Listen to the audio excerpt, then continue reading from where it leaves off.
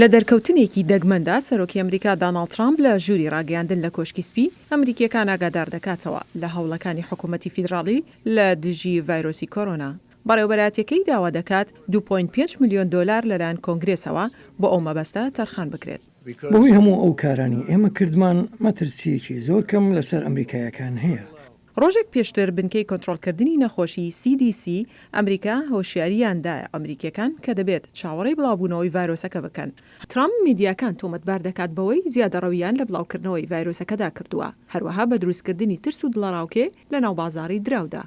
بە ئاشکرای ئێمە دەمانوێت دڵنیا بین لەوەی کاریگەریە ئابوووریەکان کەم بکەینەوە و هەروەها لە ترسی خەڵق کەم بکەینەوە، ئەوە گرنگە. بەڵام پێم وایە بە شێوەیەکی گشتی پەیامەکە ئەوەیە ئێمە دەبێت چاوەڕێ بکەین کە لێرەدا هەندێک کەس بیگردنەوە و خۆمان بۆ ئەو حاڵەتانە ئامادە بکەین بیلەوە بکەینەوە چۆن هەنگاو بۆ کەمکردنەوەی ئەو کاریگەریانە دەنین.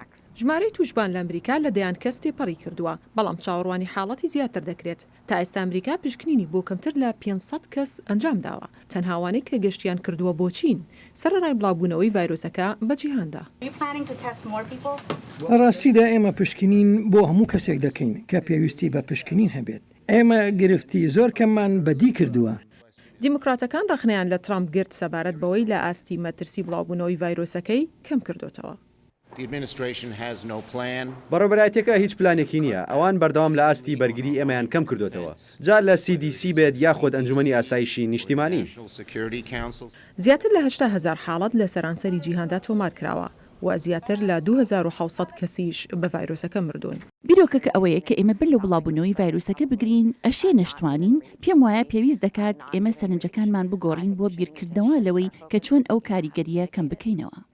چەندین ویلایەت لە ئەمریکا خۆیان بۆ خراپترین ڕەوش ئامادە کردووە، لەوانە نیویۆرک. هەروەها فەرمانڕەوای نیویۆرک ئەندریو کۆمۆ داوا دەکات حکوومەتی فیدراڵی 40 ملیۆن دۆلار زیاتر بۆ مەبەستە دابین بکات. هەروەها ئێمە داوا لە حکوومەتی فیدراڵی دەکەین تا ڕێگە بە ویلایەتەکە بدات پشکنینی خۆی ئەنجام بدات.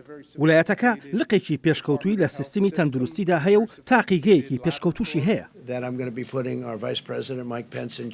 ترامپ مایک پێنسی جێگیری سەرۆکی دەستنیشان کرد بۆ ڕێبەریکردنی هەوڵەکانی حکوومەتی فیدراڵی لە بەرەنگاربوونەوەی ڤایرۆسی کۆرۆنادا.